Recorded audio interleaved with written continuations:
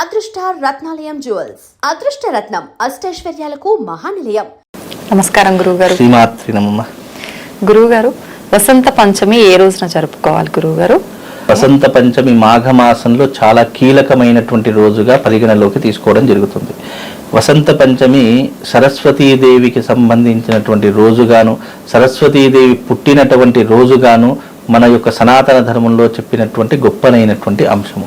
సరస్వతీదేవి వసంత పంచమి ఈ రోజున పుట్టింది అని చెప్పేసి వసంత పంచమి రోజున చాలామంది విద్యార్థులు అక్షరాభ్యాసం చేసుకోవడానికి, విద్యార్థులు తమ పాఠశాలల్లో సరస్వతి అమ్మవారిని పూజించడానికి చాలా రకాలైన ప్రామాణికాలు ఉంటూ ఉంటాయి. అంటే చాలామంది విశ్వసిస్తూ ఉంటారు వసంత పంచమి రోజున సరస్వతీదేవిని ఆరాధన చేయడం ద్వారా విద్యా అభ్యాసాలకు కానివ్వండి, విద్యకు కానివ్వండి ఎలాంటి ఇబ్బంది లేకుండా మనిషిలో ఉన్నటువంటి బద్ధకాన్ని తగ్గించేటటువంటి రోజుగా కూడా ఈ యొక్క వసంత పంచమి అనేటటువంటిది జరుపుకుంటూ ఉంటారు.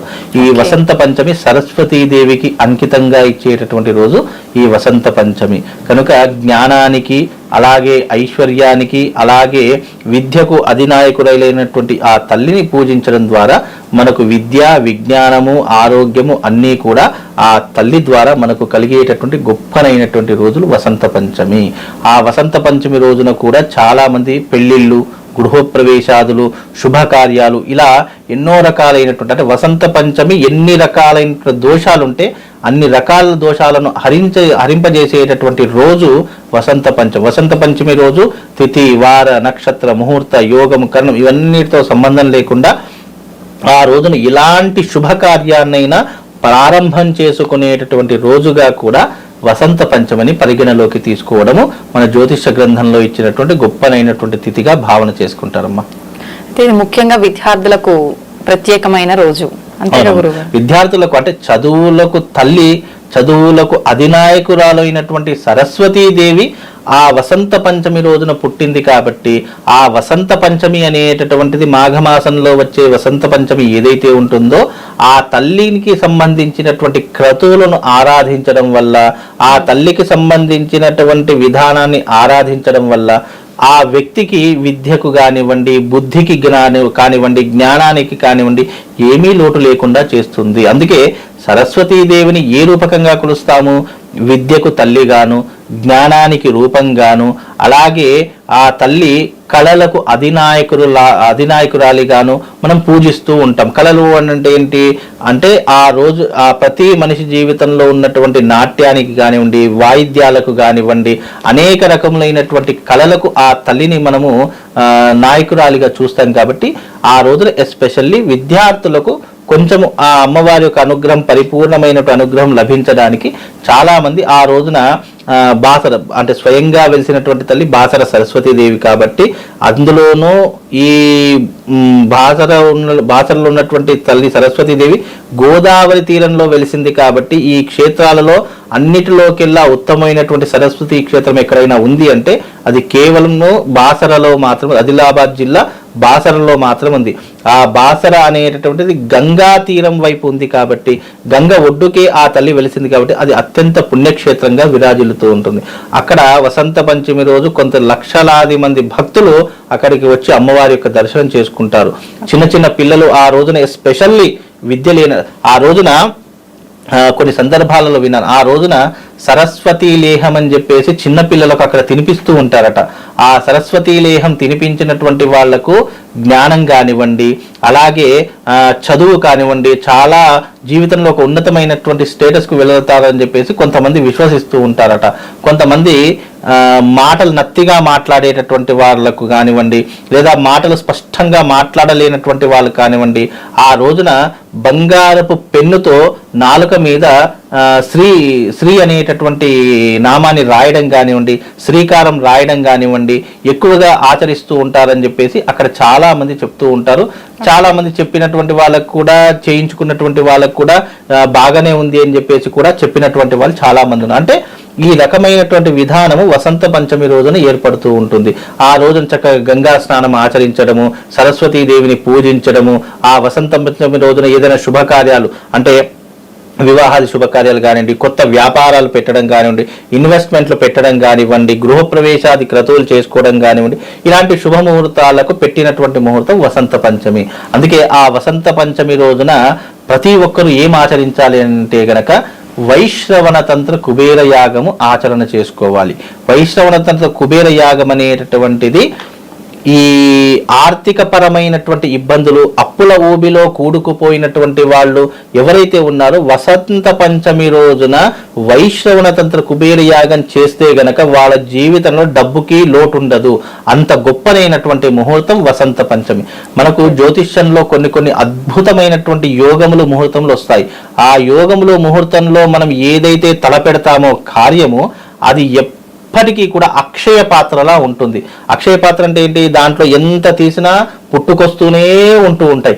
అలా నీ జీవితంలో ఒక్కసారి వైశ్రవణ తంత్ర కుబేర యాగం వసంత పంచమి రోజున చేసుకుంటే గనక ధనానికి గాని, ఆర్థికానికి గాని, డబ్బుకి గాని, వ్యాపారానికి గాని ఎలాంటి లోటు ఉండదు. అందుకే వసంత పంచమి రోజున సామూహికంగా వైశ్రవణ తంత్ర కుబేర యాగం అనేటటువంటిది నిర్వహిస్తూ ఉంటారు. ఆ రోజున ఈ వైష్ణవ తంత్ర కుబేరయ్య. అలాగే ఈ సంవత్సరం కూడా, ఈ 2024 సంవత్సరంలో కూడా ఈ వైష్ణవ తంత్ర కుబేర యాగం అనేటటువంటిది తప్పకుండా ఆచరించవలసినటువంటి రాసుల వారు కొంతమంది ఉన్నారు.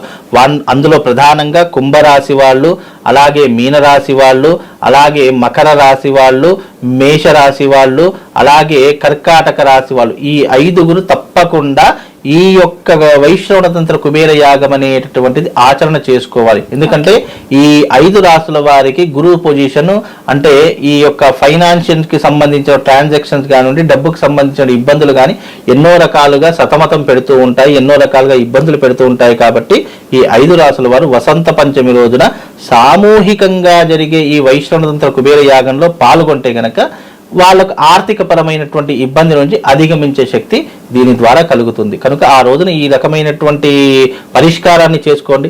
ఇక మీ జీవితంలో ఏమీ లోటు ఉండదమ్మా. అంత గొప్పనైనటువంటిది ఈ వసంత పంచమి ముహూర్తము.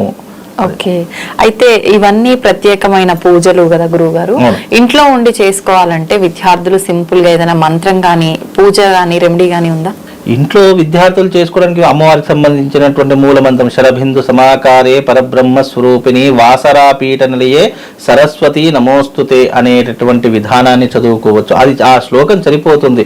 ఎందుకంటే అమ్మవారికి సంబంధించి పెద్ద పెద్ద శ్లోకాలు, మంత్రాలు ఏం అవసరం లేదు. అంటే విద్యార్థులు చేసుకోవడానికి, విద్యార్థులకు అలవాటుగా ఉన్నటువంటి ఈ మంత్రాన్ని చదువుకుంటే సరిపోతుంది. ప్రత్యేకంగా అమ్మవారి యొక్క పూజలు, క్రతువులు ఏమైనా చేసుకోవాలంటే ఆ రోజున సరస్వతి యాగం చేసుకోవచ్చు, సరస్వతి యజ్ఞం చేసుకోవచ్చు. లేదు అంటే ఆర్థిక సమస్యలతో బాధపడుతున్నటువంటి వారు వైశ్రవణ తంత్ర కుబేర యాగం సామూహికంగా చేసుకో. ఎందుకంటే ఇది మళ్ళీ రాదు రోజు. ఇది ఇండివిజువల్ గా చేసుకోవాలంటే లక్షలలో ఖర్చు అవుతుంది. మీరు ఇలా సామూహికంగా చేసుకుంటే గనక మీకు అన్ని రకాలుగా కలిసి వస్తుంది. అందరూ చేసుకోవాలంటే ఉన్నవాడు లేనివాడని లేకుండా అందరికీ అందుబాటులో ఉన్నటువంటి విధంగా ఒక 100 మందికో 200 మందికో సామూహికంగా చేస్తారు. కాబట్టి మీరు కూడా చేసుకున్నట్టు ఆ రోజున ఎస్పెషల్లీ చేసుకుంటారు. కాబట్టి చాలా అద్భుతమైనటువంటి రోజుగా ఉంటుంది. కాబట్టి ఆ రోజున వసంత పంచమి రోజున ఈ వైశ్రవణ తంత్ర కుబేర యాగం చేసుకోండి. మీకు జీవితంలో అదృష్టం అనేటటువంటిది మీకు తప్పకుండా తలుపు తడుతుంది. అంత విశేషమైనటువంటిది ఈ యాగం. ఆ రోజున ఇది చేసుకోండి. ఇది ఒకటి చేసుకుంటే చాలు, అన్ని వాటంతటా అవే వస్తాయి. ఎందుకంటే ధనమూలం ఇదం జగత్. డబ్బు ఉంటే ఏదైనా మన దగ్గరికే వస్తుంది. కనుక ఈ రకమైనటువంటి విధానాన్ని అలవాటు చేసుకోండి. తప్పకుండా జీవితంలో ఉన్నతమైనటువంటి స్థితికి వెళ్ళేటటువంటి అవకాశం కలుగుతుందమ్మా. Thank you Guruji. శ్రీమాత్రి. నమస్కారం గురుగారు. నమస్కారం తల్లి. గురుగారు, ఆలయాలకు వెళ్ళినప్పుడు చాలా మంది అక్కడ అమ్మే తాళ్ళు తీసుకొచ్చుకొని చేతి కట్టుకుంటూ ఉంటారు. ఆడవాళ్ళైనా సరే, మగవాళ్ళైనా సరే. అలా కట్టుకోవడం వల్ల అసలు ఏం జరుగుతుంది గురుగారు? తప్పకుండా అమ్మా. ముందుగా శ్రీ మహాగణపతి దేవతభ్యో నమః, శ్రీ లక్ష్మీ సరస్వతి దేవ్యై నమః. వాస్తవానికి ఎప్పుడైనా ఏ ఆలయానికి వెళ్ళినా ముందుగా అర్చన చేసిన తర్వాత మనం దాన్ని సంస్కృతంలో కాశీతాళ్ళు అంటుంటారు. కాశీతాళ్ళు ఎప్పుడైతే కూడాను మీకు హాట్ పంపింగ్ ఎలా జరుగుతుందో అదే విధానంగా ఇక్కడ మీకు డాక్టర్ నాడి పడుతుంటారు. మీకు సాధారణంగా నాడి పట్టినప్పుడు ఇక్కడ కూడా పంపింగ్ అవుతూ ఉంటుంది. ఓకేనమ్మా. ఆ పంపింగ్ అయ్యే ప్రాంతంలో వాళ్ళు మంత్రోచ్చారణతో ఆ తాడుని అక్కడ కడుతుంటారు. సో అక్కడ ఏంటి, ఎందుకు ఆ ప్రాంతంలోనే చేతికి కట్టాలి, దేహంలో అన్ని భాగాల్లో కూడాను స్థలం ఉండగా కేవలం కుడివైపు కానీ ఎడమవైపు కానీ కొన్ని ప్రాంతాల్లో కొన్ని దేశ భాష విషయాల్లో విశేషంగా ఉంటాయి. ఇప్పుడు దక్షిణ భారతంలో ఒక టైపు, ఉత్తర భారతంలో ఒక టైప్ లో వాళ్ళు కడుతూ ఉంటారు. తాళ్లకులో ఉన్నవంటి కాశీ తాళ్ల వంటికి ఒక అద్భుతమైనటువంటి ఒక వైబ్రేషన్ ఉంటుంది. ఎందుకంటే ఎప్పుడైతే కూడాను ఆ ఒక తాడు ఇక్కడ మంత్రోచ్చరణతో చేతి కట్టిన తర్వాత ఆయన శరీరంలో clock wise anti clock wise గా ఒక భగవంతుని ఒక స్పిరిట్ వెళ్తూ ఉంటుంది. ఒక్క తాడు వల్లనే అలా జరుగుతుందా అంటే 101% జరుగుతుంది.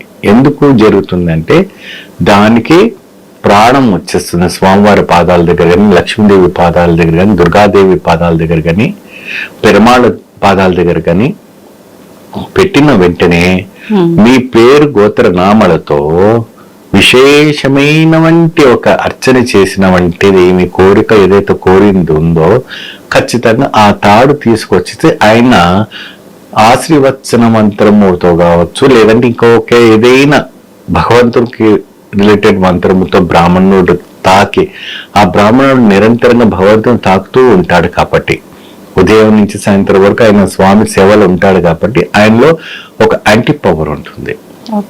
అందుకే బ్రాహ్మణులకి కాళ్ళను తాకకూడదు, దూరంగా మొక్కాలి అంటారు. ఎందుకంటే ఆయన భగవంతునికి సేవ చేసేవాడు కాబట్టి దూరంగా మొక్కాలి, దూరం నుంచి ఆశీర్వచనం తీసుకోవాలి. వారిచ్చేవంటి అక్షితలు కానీ, వారిచ్చేవంటి పుష్పాలు కానీ, వారిచ్చేవంటి ఏదైనా కూడా మీరు సంపూర్ణంగా స్వీకరించాలి. కొంతమంది తీర్థం తీసుకుని నెత్తికి రాసుకుంటారు, ఎప్పుడు అలాంటి చేయకూడదు. శిరస్సులు కేవలం శతగోపురము మనం పెట్టేటందుకు దాన్ని పరిశుద్ధంగా ఉంచుకోవాలి. శిరోధారతో ఉన్నవంటి మన శరీరము భగవంతుడికి ఎప్పుడు కూడాను ఎమిలిగా మనం చూపియకూడదు.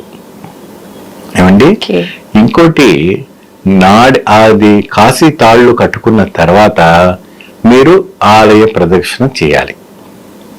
కొంతమంది ఏం చేస్తారు అప్పుడే కొన్ని కార్యక్రమాలు ఇంట్లో గృహప్రవేశాలు కావచ్చు, పూజలు కావచ్చు, వ్రతాలు కావచ్చు, అక్కడ వచ్చేసి మామిడి తోరణాలు లేదంటే తమలపాకుతో భార్య భర్తలకి కడుతుంటారు. భార్యకు ఎడం వైపున, భర్తకు కుడి వైపున అక్షింతలు బట్టి కట్టిస్తుంటారు, లేదంటే కొబ్బరి బొండ పెట్టి కూడా కడుతూ ఉంటారు. అది వేరే ఒక సంకల్ప సిద్ధి. అంటే తాడు వల్ల ఉన్నవంటి తంత్ర బలం అనేది చాలా అద్భుతంగా వైబ్రేషన్స్ కలుగుతాయి. మీరు ఎప్పుడైనా కూడా నిరంతరంగా ఒక పేషెంట్ బెడ్ మీదన పడుకున్నాడు, వాళ్ళు లెగ్గడానికి చాలా కష్టంగా ఉంది అన్నటువంటి సమయంలో ఆంజనేయ స్వామిది కానీ, మృత్యుంజయ శివుంది కానీ, ఏదైనా ఒక దైవిక్యమైన వంటి ఒక దైవంది మీరు తాడు తీసుకొచ్చి కడితే 41 days లో ఆ పడకలో పడుకున్న వంటి వ్యక్తి లేచి కూర్చుంటారు. నడవటం తర్వాత విషయం, లేచి కూర్చుంటారు. ఆయనలో అంతటి ఒక అద్భుతమైనటువంటి ఒక స్పిరిచువల్ పవర్ రావటం అనేది జరుగుతుంది. మన హిందూ సనాతన ధర్మంలో దైవానికి పుష్పము తాడు అంటే నేరుగా భగవంతుడు రాడు, ఏదో రూపాన మన శరీరానికి రావాలి. ఏమండి, ఎప్పుడైతే కూడా ఒక విగ్రహంకి ఇంకొక విగ్రహం ప్రతిష్ఠ చేసేటప్పుడు ఏం చేస్తారంటే ఆ విగ్రహానికి చేతికి దారం కట్టి అక్కడి నుంచి దారం తీసుకొచ్చి ఇక్కడ విగ్రహానికి దారం కట్టి ప్రతిష్ఠ చేస్తారు. అది వచ్చేసి మనకు ఒక న్యూట్రల్ నుండి కరెంట్ పాస్ అయ్యేటట్టుగా ఒక క్రియేషన్ చేస్తారు. సో ఈ అద్భుతమైన ఘటన 2 కళ్ళు చనిపో మనకి. సో ఎందుకు అప్పుడే ఎప్పుడైతే కూడాను ఈ యొక్క తాడు వల్ల మళ్ళీ ఒక వైరు వల్ల వైరు కూడా కాదు, ఒక తాడే. మరి ఇంకొకటి కొంతమంది కంకణాలు వేసుకుంటారు, కొంతమంది కడియాలు వేసుకుంటారు, అది వేరే విషయం, అది దీనికి రిలేటెడ్ కాదు. అయితే చాలా మంది ఇప్పుడు మీరు చెప్పినట్టుగా ఆ తాళ్ళు తీసుకొచ్చి మంత్రోచ్చారణ చేపియకుండానే మామూలుగా దైవక్షేత్రాలకు వెళ్ళినప్పుడు అక్కడ అమ్ముతుంటారు కదా గురువు గారు, అవి తీసుకొచ్చి డైరెక్ట్ గా కట్టేసుకుంటారు. వాటికి పవర్స్ ఏమి ఉండవు? అయితే దానికి పవర్స్ అంటే మామూలుగా కొట్లోకి కన్నా స్వామివారి పాదాలు పెట్టడానికి చాలా వ్యత్యాసాలు ఉంటాయి. ఇప్పుడు అది తీసుకొచ్చి మనం ఇంట్లో దేవుడి ఫోటోల ముందు పెట్టి మామూలుగా పూజ చేసిన తర్వాత మామూలుగా పూజలు పెట్టి ప్రసాదం నైవేద్యం పెట్టిన తర్వాత హారతి చూపించినాక ఆటోమేటిక్ గా దాని పవర్ పెరుగుతుంది. ఓకే. సో దానికి భయపడే విషయం ఏం లేదు. ఒకటి ఏంటంటే కొన్ని విషయాల వల్ల కొన్ని మనం తెలిసి తెలియక జాగ్రత్త పడి తప్పులు కూడా చేస్తూ ఉంటాం. ఇంకొకటి ఏం చేస్తామంటే కొన్ని గుళ్ళకి వెళ్ళి మన చేతి దాడులు తీసుకొచ్చి దాన్ని కట్టేస్తాం. మనలో ఉన్నటువంటి నెగిటివ్ పోయి అక్కడ ఉండిపోతుంది, గుళ్ళో ఉండిపోతుంది. అది మహా తప్పు. అది ఆలయం అంటే మహా పవిత్రమైన వంటిది. మీ ఒంటిలో ఉన్నటువంటి మలినాన్ని తీసుకొచ్చేసి మీరు ఆలయంలో కడితే ఇతరులు వచ్చేసి దాన్ని తాకారు అనుకోండి, వాళ్ళ పరిస్థితి ఏంటి? నెగిటివ్ ఎనర్జీస్ వాళ్ళకి వెళ్ళిపోతాయా గురుగారు? వెళ్తాయి. కాబట్టి మీరు అలాంటివి ఎటువంటి అయినా మీరు వదులుకోవాలనుకున్నా తీసేయాలనుకున్నా ఆలయం బయట ఎక్కడైనా ప్రాంతంలో దూరంలో ఇంత తగలబెట్టేసేయండి, అగ్నికి హావుతి చేయండి, ఇతరులకు ఇబ్బంది కలగకుండా. లేదంటే పచ్చని చెట్లకు ఎక్కడైనా దూరంలో కట్టేసేసుకోండి. టెంపుల్ లైన్స్ లో నిలబడే పైప్స్ కి, టెంపుల్ గంటలకి, టెంపుల్ గుళ్ళకి, ఆ గర్భాలయం చుట్టూ ఉన్నటువంటి దాన్ని వాళ్ళు వర్కర్స్ కూడా క్లీన్ చేయడానికి కూడా భయపడుతున్నారు. ఎక్కడి నుంచి తీసుకొస్తున్నారు? అసలు ఎక్కడ మనం పట్టుకుందామన్న ప్లేస్ లేకుండా నిజంగానే ముడుపులు కట్టుకోవడానికి కేవలం గుళ్ళో అలౌడ్ ఉంది. కొబ్బరికాయల్లో ఎర్రటి బట్ట పెట్టి ముడుపులు కట్టుకోండి, అది శ్రేష్టం. అంతకని చేతిది, మెడది, కాలుది, తోలుది అన్ని తీసుకొచ్చి మీరు ఆ పైపులకు కడితే మాత్రం అంత మంచిది కదా, అది రివర్స్ మీకే తగులుతుంది అని పెద్దలు చెప్తారు. నేను చెప్పట్లేదు, పెద్దలు మన గురులు పూజలు వాళ్ళందరూ చెప్పేది, పీఠాధిపతులు చెప్పేవంటి వాక్యాలు నేను మీకు వివరించి చెప్పటం అనేది జరుగుతుంది. నేరుగా చెప్పట్లేదు. వాస్తవానికి ఆలయంలో ఇంకొకటి ఏంటంటే శని పీడతో బాధపడుతూ ఉంటారు.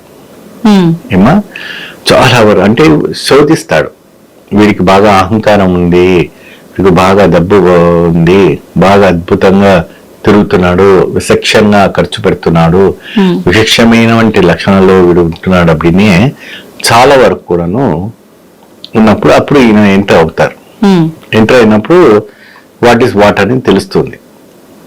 ఆ సమయంలో ఏంటంటే ఇంకా బాధపడే కన్నా గుర్రపు నాడతో తయారు చేసిన వంటి ఉంగరం, అది చాలా అరుదైనగా దొరుకుతుంది, తక్కువలో దొరుకుతుంది, చాలా తక్కువ ప్లేస్ లో దొరుకుతుంది. ఆ గుర్రపు నాడ మీద మధ్య వేళలు వేసుకుంటే మీకు శనిపీడ దోషం పోతుంది.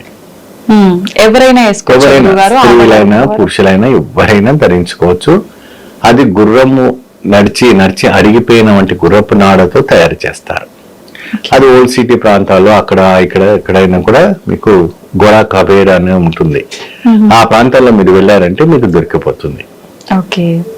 అయితే గురువు గారు, ఇందాక మనం కంకణాల గురించి మాట్లాడుకున్నాం కదా, చాలా వరకు ఈ తాళ్ళైనా కంకణాలైనా కట్టుకున్న తర్వాత అసలు ఎన్ని రోజుల వరకు దానికి పవర్ అనేది ఉంటుంది, ఎన్ని రోజులకి మనం తీసేయాలి అనే సందేహం కూడా చాలా మందిలో ఉంటుంది గురువు గారు. కొన్ని హోలీ స్పిరిట్స్ ఉంటాయమ్మా. ఇప్పుడు ఒక పుణ్యధామం కాశీ విశ్వనాథుని ఒక ఆలయం దగ్గరికి వెళ్ళినప్పుడు వాళ్ళు అనుకుంటా ఇయర్లీ ఒకసారి కంపల్సరీ వెళ్తారు. వాళ్ళు ఒక ఆ ఇయర్ కట్టుకొని ఆ ఇయర్ గంగలో వేసి వాళ్ళు కొత్తది కట్టుకుంటారు. కొందరికి హ్యాబిట్స్ ఉంటాయి. కొంతమందికి ఏంటంటే అది మొత్తం నార ఊసిపోయేంత వరకు పెట్టుకొని ఉంటారు. వాళ్ళ ఒక సెంటిమెంట్. కొంతమంది అసలు చేంజ్ చేయకుండా ఇన్ని కట్టేసుకుంటారు చేతికి. ఇక్కడ నుండి అక్కడ దాకా దాదాపు 10-25 ఉంటుంటాయి. వారి నమ్మకము, వారి భగవంతుడిపై నమ్మకం ఉండడం వల్ల అవన్నీ కట్టుకుని ఉంటారు. ఓకే. నమస్తే గురుగారు. నమస్తే.